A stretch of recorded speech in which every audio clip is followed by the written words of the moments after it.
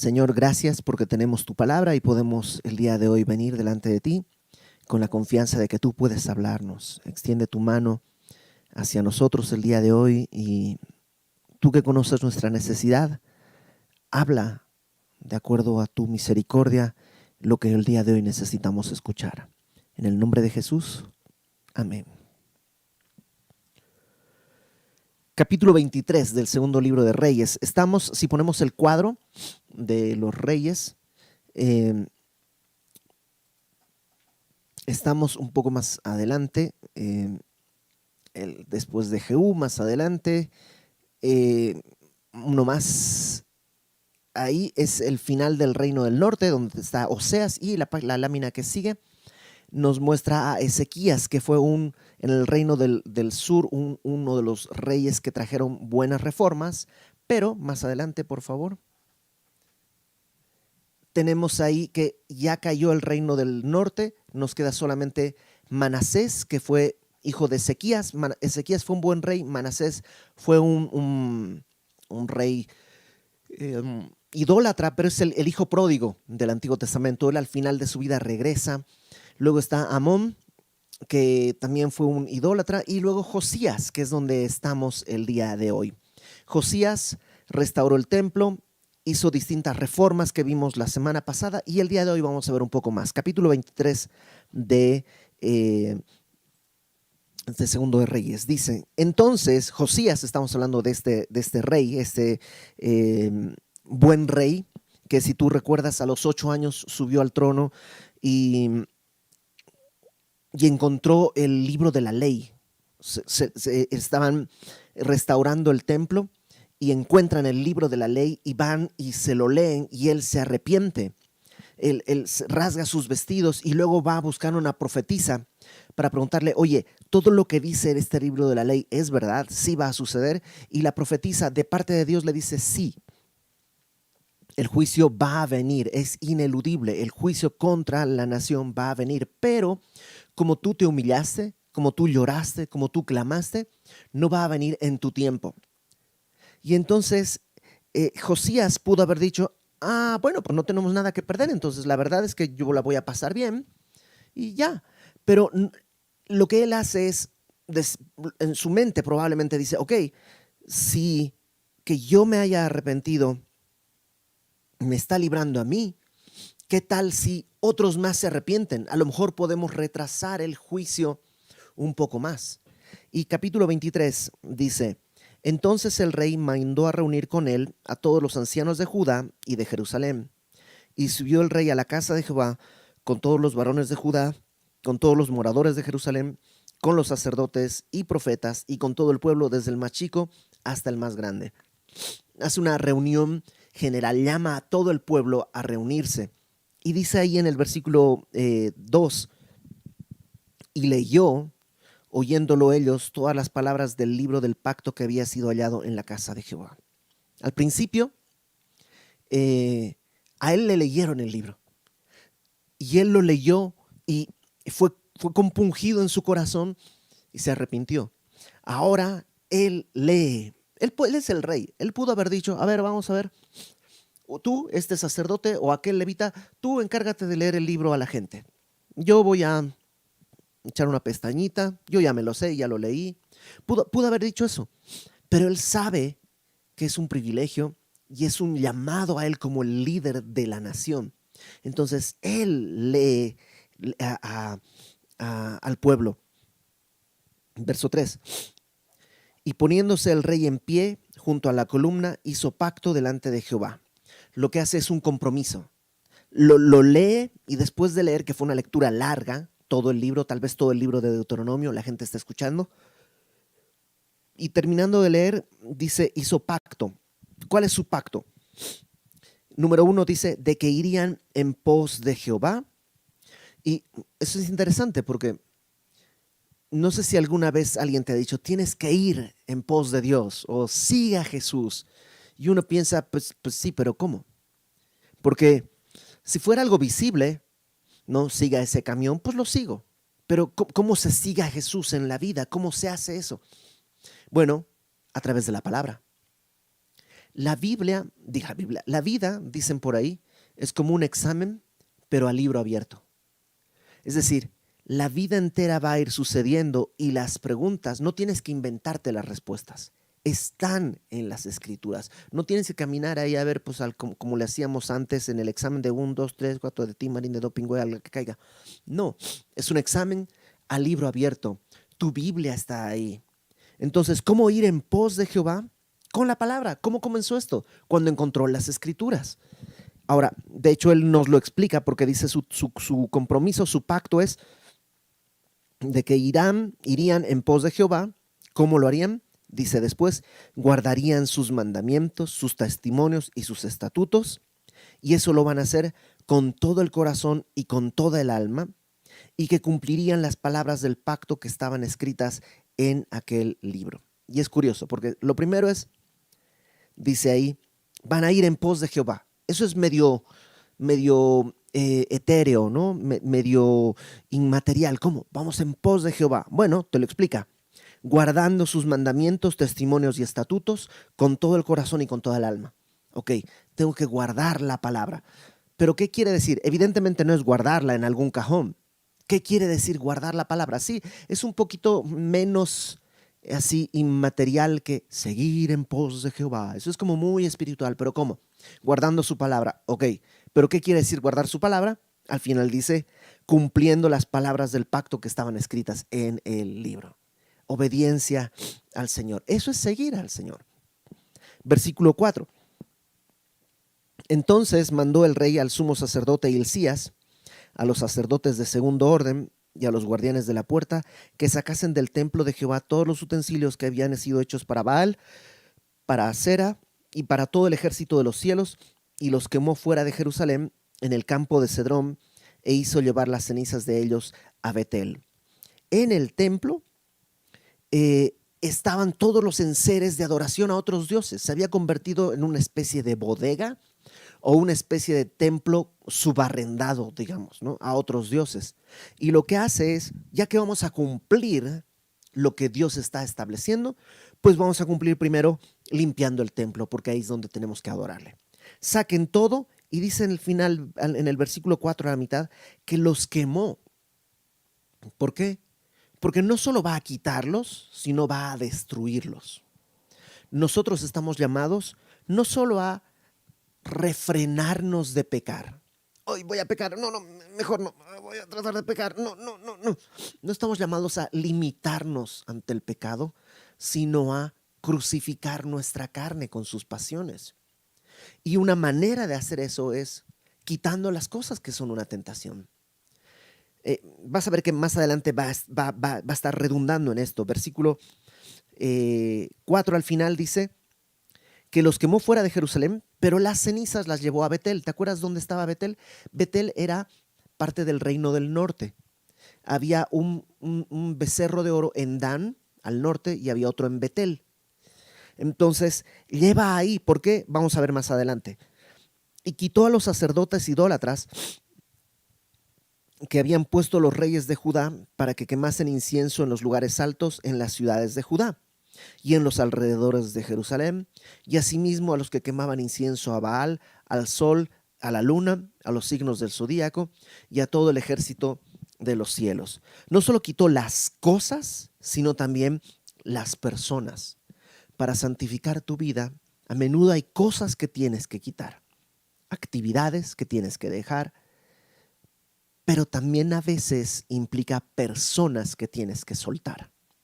La limpieza a veces incluye personas que no van a ser de bendición a tu vida o a tu familia.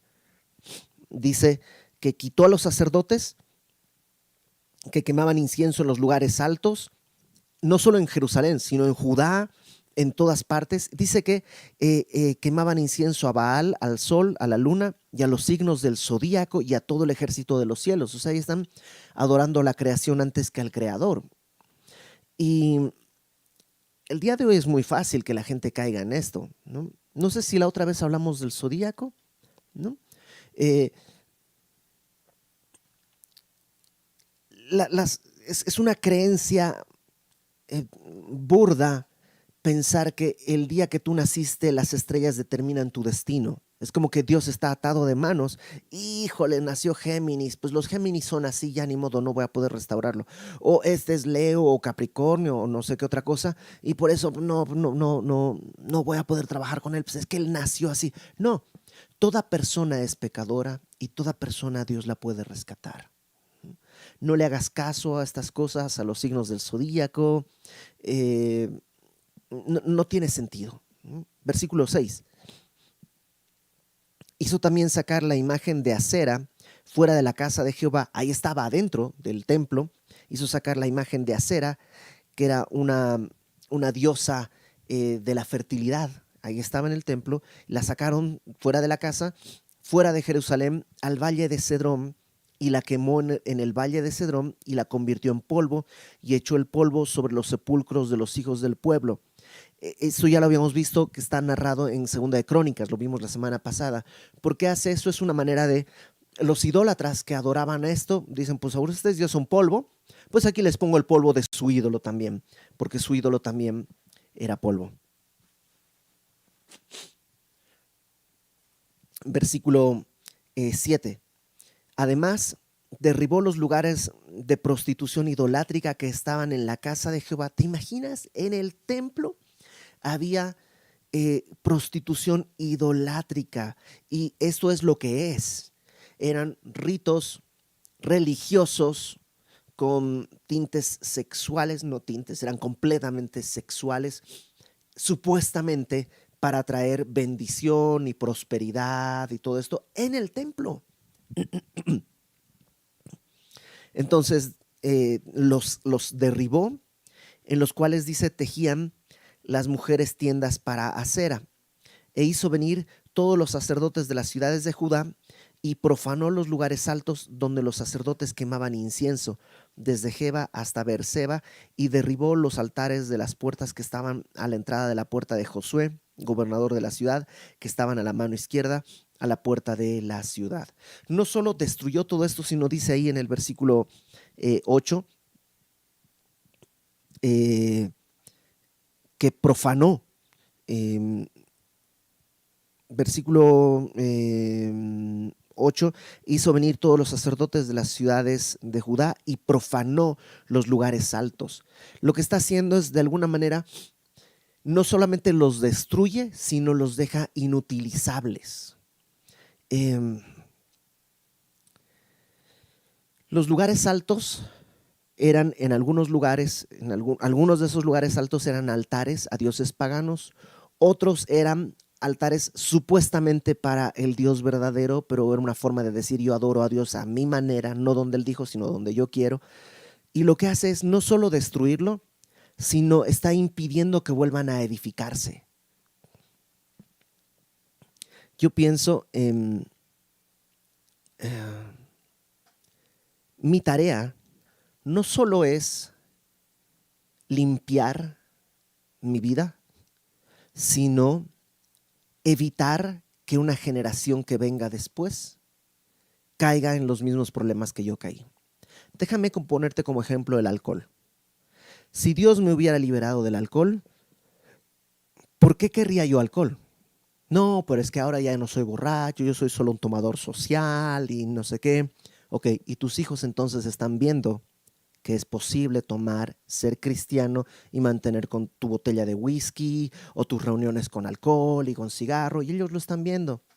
Ah, pero es que la Biblia no lo prohíbe. Órale, va. Y eso es el ejemplo que estás poniéndole a tus hijos, a caminar en el borde del acantilado. Nuestra tarea no es solo mantenernos en la línea a 10 centímetros antes de caer, sino en el centro de la voluntad, que es lo que glorifica a Dios. Josías no solo destruye estos altares, sino que los profana, los destruye de tal manera. Profanar implica que hizo algo que no se pueden volver a edificar. Vamos a ver más adelante que lo que hace es quemar huesos para que ahí se vuelva como una especie de cementerio. Entonces ya no puedes poner un altar ahí porque ya hay huesos de muertos quemados. Considera qué cosas tú dices, yo ya no estoy haciendo, pero estás dejando el camino para que otros, los que vienen detrás de ti, lo tomen. ¿Vale la pena? esa botella que tienes ahí en tu gaveta, ¿vale la pena? ¿Es necesario? Déjate, no te estoy preguntando si Dios lo prohíbe o no lo prohíbe, que si la Biblia, que si... No, no, no. ¿Vale la pena? ¿Glorifica a Dios? Verso 9. Pero los sacerdotes de los lugares altos no subían al altar de Jehová en Jerusalén, sino que comían panes sin levadura entre sus hermanos. Por eso esos altares eran como una forma de adorar a Dios a mi manera, en mi lugar. Es para que ir hasta Jerusalén, aquí pongo un altar y aquí lo hago. No estoy siendo idólatra, no estoy haciendo nada malo, no estoy adorando a otro Dios, nada más no estoy cumpliendo la voluntad de Dios. Verso 10. Asimismo profanó a Tofet, que está en el valle del hijo de Hinnom, para que ninguno pasase su hijo o su hija por fuego a Moloc. Es lo mismo, en el valle del hijo de Hinnom, ya lo hemos visto antes, se sacrificaban a Moloc. Moloc era una especie de ídolo que se calentaba y se ponían los niños ahí como ofrenda. Tu primogénito lo ponías como ofrenda y se tocaban tambores para que no suene el ruido del llanto del niño. Tofet quiere decir tambor. Entonces tocaban tambores para que no sonara, pues está bien feo ver a tu hijo cómo está llorando mientras se quema. Entonces dice, ok, no solamente voy a destruir esto, sino que dice profanó también todo esto para que nadie vuelva a hacer esta práctica. Verso 11. Quitó también los caballos que los reyes de Judá habían dedicado al sol a la entrada del templo de Judá, junto a la cámara de Natán Melec, eunuco, el cual tenía a su cargo los ejidos, y quemó al fuego los carros del sol. No sabemos si estos carros eran una especie de ídolos como de madera o algo así, o si eran caballos de verdad y simplemente los quitó y quemó los carros, pero lo que estaba ahí en dedicación al dios Sol, Dios con D minúscula, también lo destruyó. Derribó además el rey los altares que estaban sobre la azotea de la sala de Acaz, que los reyes de Judá habían hecho, y los altares que había hecho Manasés en los atrios de la casa de Jehová, y de allí corrió y arrojó el polvo al arroyo de Cedrón. Asimismo, profanó el rey los lugares altos que estaban delante de Jerusalén, a la mano derecha del monte de la destrucción, los cuales Salomón, imagínate cuánto tiempo antes todavía están esos altares ahí. Salomón, rey de Israel, había edificado a Astoret, ídolo abominable de los sidonios, a Quemos, ídolo abominable de Moab, y a Milcom, ídolo abominable de los hijos de Amón, y quebró las estatuas y derribó las imágenes de acera y llenó el lugar de ellos de huesos de hombres, para que ya nadie pueda volver a hacer ahí ningún tipo de ritual pagano. Verso 15. Igualmente, el altar que está en Betel y el lugar alto que había hecho Jeroboam, hijo de Nabat, el que hizo pecar a Israel. ¿Te acuerdas de Jeroboam? El primer rey del norte puso un altar ahí en Betel, puso otro altar en Dan, para que la gente, en vez de ir a Jerusalén, adore en esos dos lugares. Entonces, él se va hasta Betel. Ahora, Betel no es parte de su reino. Betel era parte del reino del norte y ahora eso pertenece a Asiria. Pero Asiria ya está debilitada. Asiria ya no es la potencia que era antes. Babilonia está empezando a levantarse, Egipto está empezando a levantarse y Asiria está decayendo. Más adelante Babilonia va a conquistar todo e incluso va a someter a Egipto. Pero en este momento Babilonia está creciendo, Egipto está creciendo en el sur y Asiria ya está tambaleando. Una prueba es que pues este rey se mete hasta el territorio asirio, hasta Betel, y nadie hace nada, porque pues ellos están ocupados en las luchas contra Babilonia, allá en el norte. Pero se mete hasta él dice, pues yo voy hasta allá, porque eso era tierra de Dios, Dios nos dio esa tierra. Sí, la perdimos por nuestro pecado, por nuestra necedad, pero Dios no ha dicho eso, que eso ya no es mío. Y me encanta esta idea, porque a lo mejor ya has perdido a tu hijo, a lo mejor ya has perdido a tus hijos.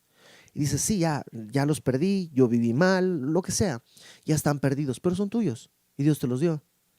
Y lánzate a pelear. Y lánzate a buscarlos. Y todavía hay tiempo de doblar la rodilla. Y todavía hay tiempo de buscar. Y todavía hay tiempo de limpiar. Limpia primero tu casa. Y luego ve a buscar a tus hijos. Y se lanza, dice, contra el altar que Jeroboam, hijo de Nabat, el que hizo pecar a Israel. Aquel altar y aquel lugar alto destruyó y lo quemó y lo hizo polvo y puso fuego a la imagen de acera. Y se volvió Josías, y viendo los sepulcros que estaban allí en el monte, envió y sacó los huesos de los sepulcros y los quemó sobre el altar para contaminarlo, conforme a la palabra de Jehová que había profetizado el varón de Dios, el cual había anunciado esto. Tal vez tú no te acuerdas, pero en Primera de Reyes, capítulo 13, cuando Jeroboam está poniendo este altar, viene un profeta y le habla: altar, altar, tú vas a ser destruido. Y mira, acompáñame, Primera de Reyes 13. No Segunda de Reyes 13, Primera de Reyes, primer libro de Reyes, capítulo 13. Dice en capítulo 13, versículo 1: He aquí que un varón de Dios por la palabra de Jehová vino de Judá a Betel, y estando Jeroboam junto al altar para quemar incienso, aquel clamó contra el altar por palabra de Jehová y dijo: altar, altar, así ha dicho Jehová, he aquí que a la casa de David nacerá un hijo llamado Josías. ¿Te imaginas? Está hablando de Josías 340 años antes, el cual sacrificará sobre ti los sacerdotes de los lugares altos, a los que queman sobre ti incienso, sobre ti quemarán huesos de hombres. O sea, estaba profetizado que iba a ser destruido y profanado. Ya más adelante Jeroboam le dice: agárreme a ese, y su mano se empieza a secar, y tú recuerdas todo esto. Y luego este profeta está regresando y aparece un falso profeta y le dice: ven y come en mi casa, aunque Dios le había dicho que no coma, y por no pedir a Dios, oye, si me quedo a comer o no, come, y al final se lo come un león. No sé si tú te acuerdas de esa historia. Y entonces lo entierran. Bueno, todo eso se vuelve a mencionar acá. Ese altar, versículo 16, viendo los sepulcros que estaban allí en el monte, envió y sacó los huesos de los sepulcros y los quemó sobre el altar para contaminarlo. Dijo, destruyó el altar. Y lo mismo, ¿cómo lo contaminamos? ¿Cómo lo profanamos? Pues ahí hay un cementerio. Saquen esos huesos, los quemamos sobre el altar y ya va a quedar completamente profanado. Después dijo, verso 17, ¿qué monumento es este que veo? Había una tumba que era especial, y él dice: ¿qué monumento es este?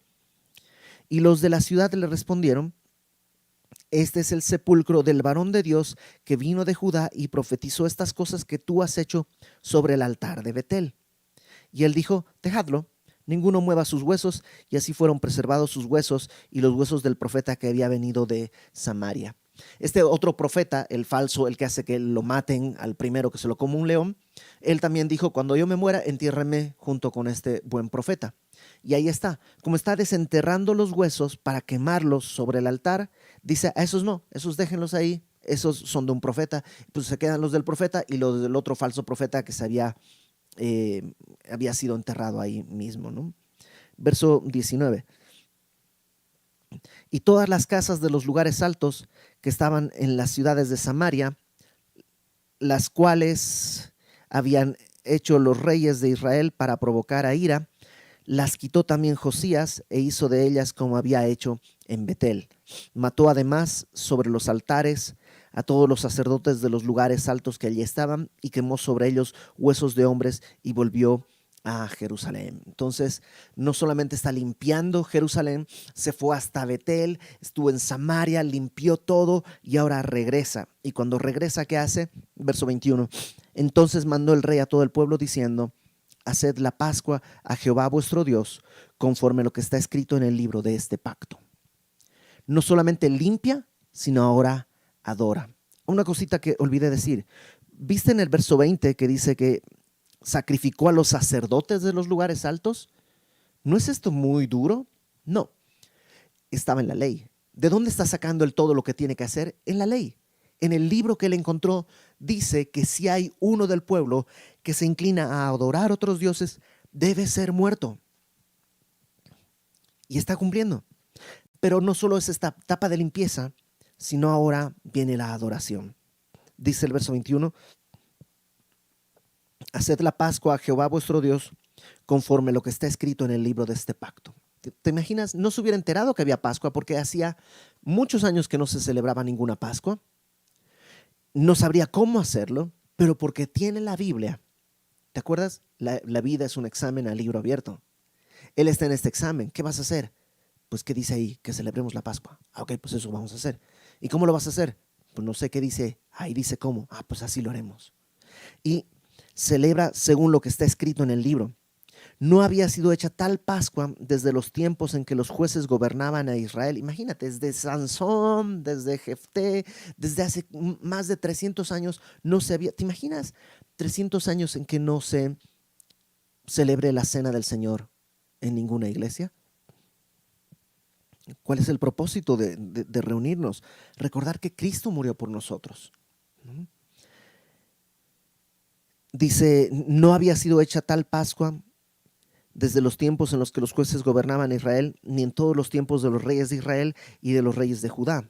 A los 18 años del rey Josías, tenía 18 años.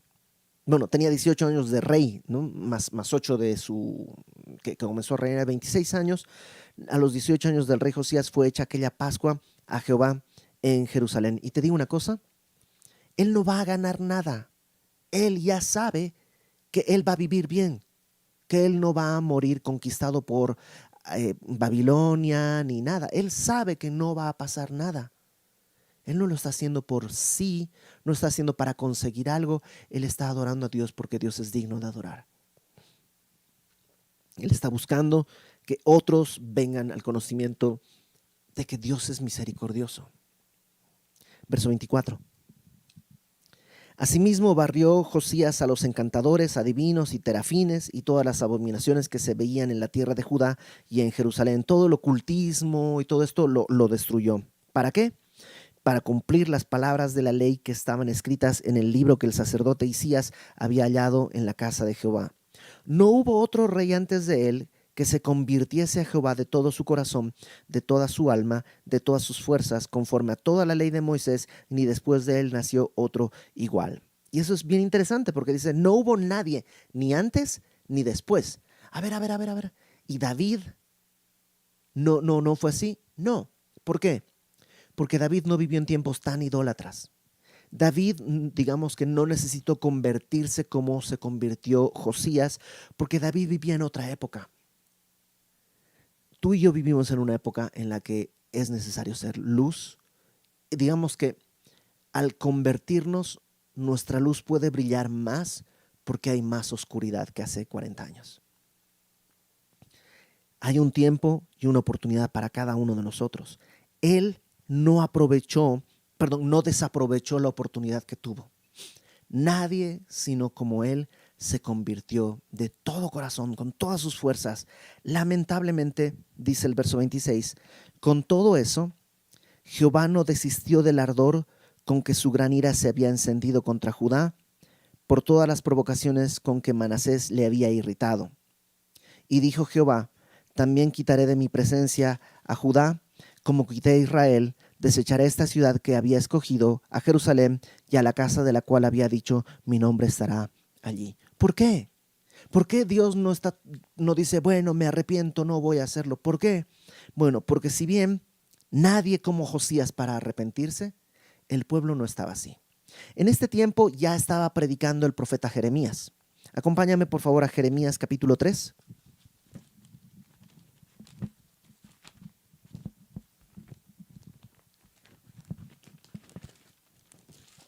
Jeremías capítulo 3.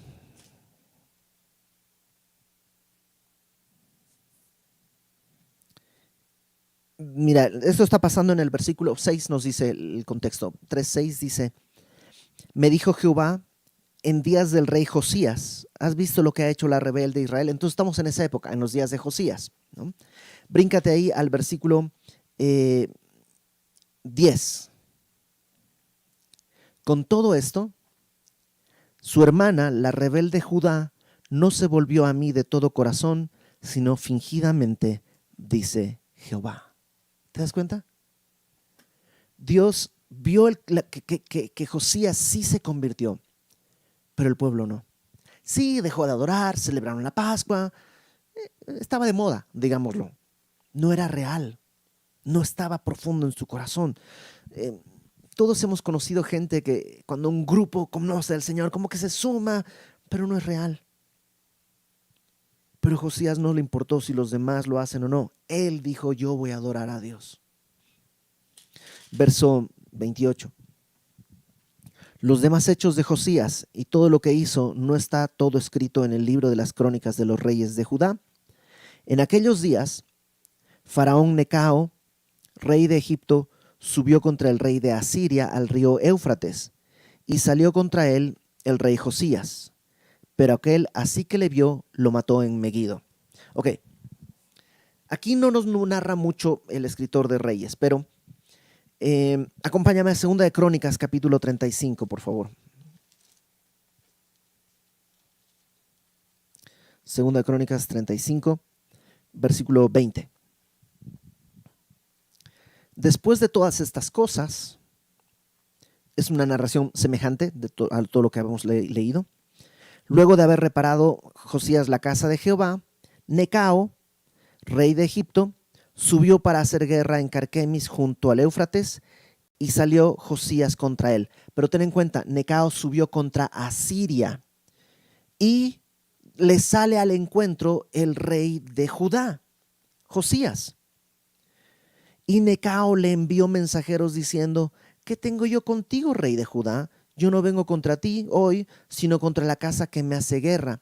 Y Dios me ha dicho que me apresure. Deja de oponerte a Dios, quien está conmigo, no sea que Él te destruya. Esto está muy raro, porque viene el rey de Egipto, que según algunas narraciones no era egipcio, sino etíope. Pero viene el rey de Egipto para pelear contra Asiria, y Josías por alguna razón sale, como, no sé si a defender a Asiria, pero sale y le pone como un alto, le dice: oye, detente. Y el faraón Necao le dice: oye, no te metas, no es contigo la cosa, Dios me dijo algo y Dios te va a destruir porque Dios está conmigo. Verso 22 ahí de 2 de Crónicas 35. Mas Josías no se retiró, sino que se disfrazó para darle batalla y no atendió las palabras de Necao, que eran de boca de Dios. Ojo, o sea, sí era verdad, Dios le estaba hablando a través de Faraón diciéndole: no te metas. Pero Josías, con todo y todo lo que era, no era perfecto. Y entonces él se lanza disfrazado a pelear, vino a darle batalla en el campo de Megiddo. Y los flecheros tiraron contra el rey Josías. Entonces dijo el rey a sus siervos: quitadme de aquí, porque estoy gravemente herido. Entonces sus siervos lo sacaron de aquel carro, lo pusieron en un segundo carro que tenía y lo llevaron a Jerusalén, donde murió, y lo sepultaron en los sepulcros de sus padres. Y todo Judá y Jerusalén hicieron duelo por Josías. Y Jeremías endechó en memoria de Josías. Hizo una canción, Jeremías. Y la tomaron por norma para endechar en Israel, las cuales están escritas en el libro de Lamentos, ¿no? Regrésate, por favor, a 2 de Reyes. Entonces, esta es una escena extraña. ¿Por qué Josías sale a pelear contra alguien que no está yendo contra él? No es que Necao estaba yendo contra Judá, no, iba contra Asiria. ¿Por qué sale a pelear? No lo sabemos. Solo a lo mejor fue mal aconsejado, a lo mejor hubo un poco de orgullo en su corazón, pensando que él era un gran hombre que podía pelear y no sé qué. La Biblia no nos lo dice. Hay algunas leyendas, al ratito te platico, pero volvamos por favor a 2 de Reyes. Dice verso 30, 23-30. Sus siervos lo pusieron en un carro, lo trajeron muerto de Megiddo a Jerusalén y lo sepultaron en su sepulcro. Entonces, ya me acuerdo que iba a decir: más viejo no siempre es más sabio. En la Biblia, un montón de gente, a medida que avanza, se hace más necia. Que Dios nos guarde, que podamos perseverar. Pablo decía: he acabado la carrera, he guardado la fe. Ese es nuestro deseo, ¿no?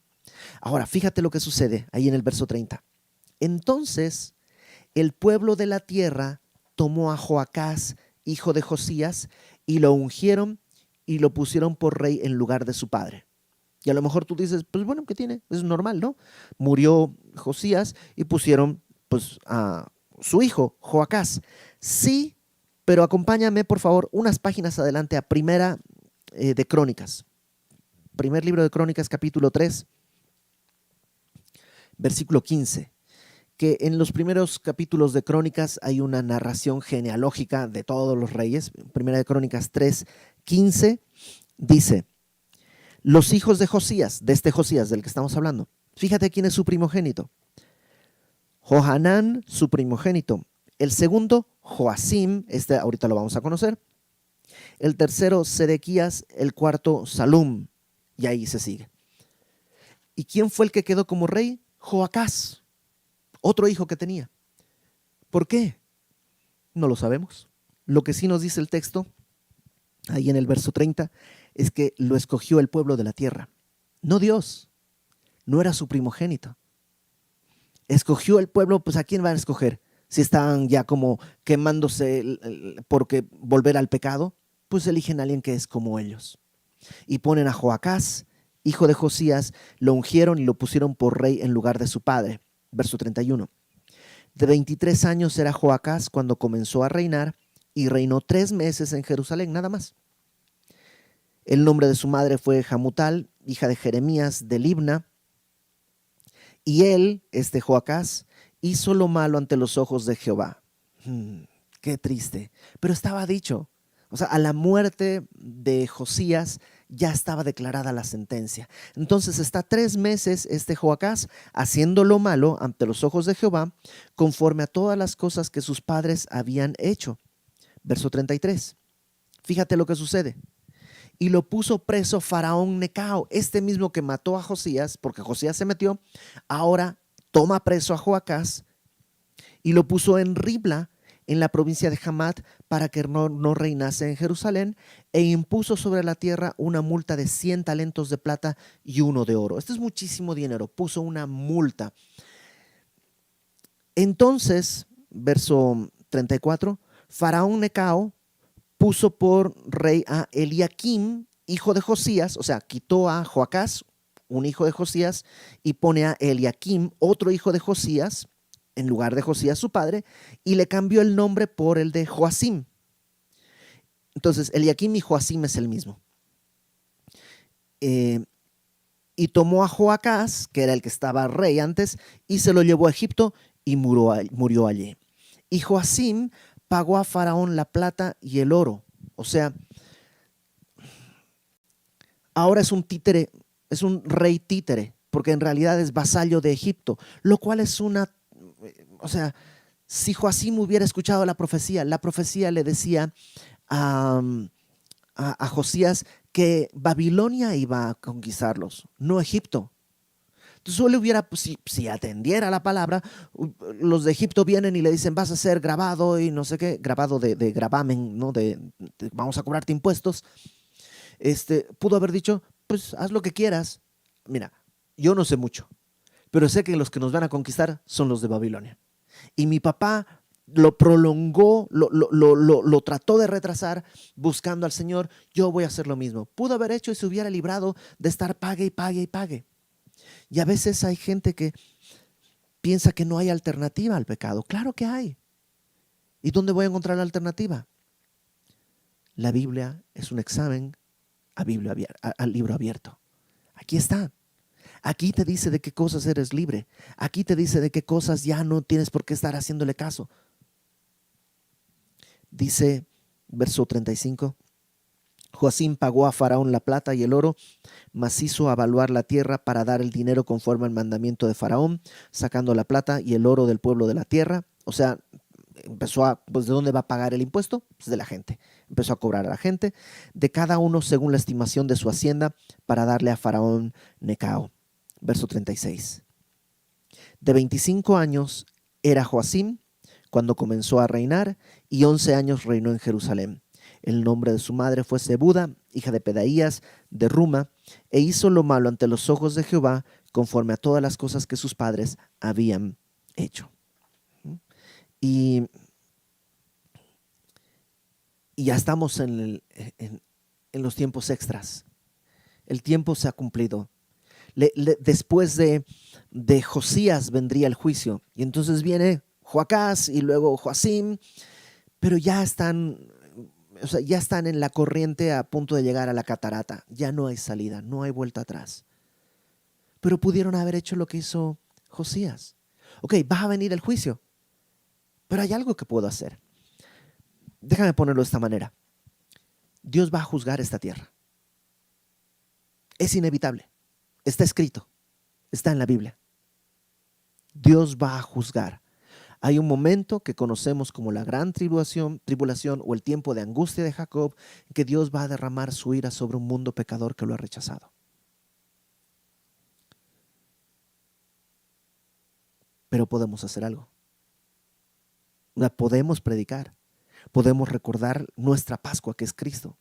Podemos limpiar lo que está a nuestro alcance y podemos dejarle el camino limpio a las generaciones que vienen.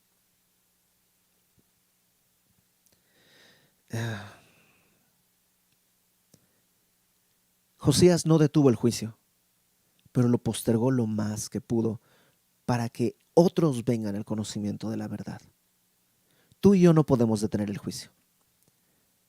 No podemos detener el juicio sobre nuestros hijos, sobre nuestras personas amadas, pero podemos hacer algo para que el juicio venga un poco después, cuando hayan conocido a Cristo, cuando hayan conocido la verdad y la luz. Entonces no te quedes sin hacer nada.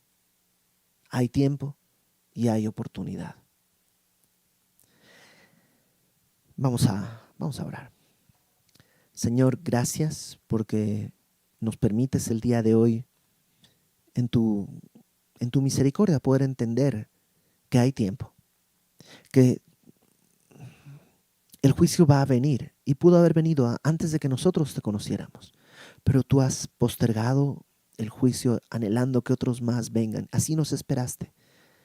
Mientras esperamos, Señor, tu venida, mientras esperamos que tú regreses, te rogamos, Señor, ayúdanos a ser útiles, a extendernos hacia ti, a limpiar el pecado que hay alrededor de nosotros y a no dejar rastro, a dejar profanado toda excusa de pecado, de tal manera que los que vienen detrás de nosotros, nuestros hijos, no tengan cómo asentar ahí un pie, no tengan cómo poner ahí un lugar donde acomodarse, que puedan ser incomodados en el pecado y ser rescatados por ti.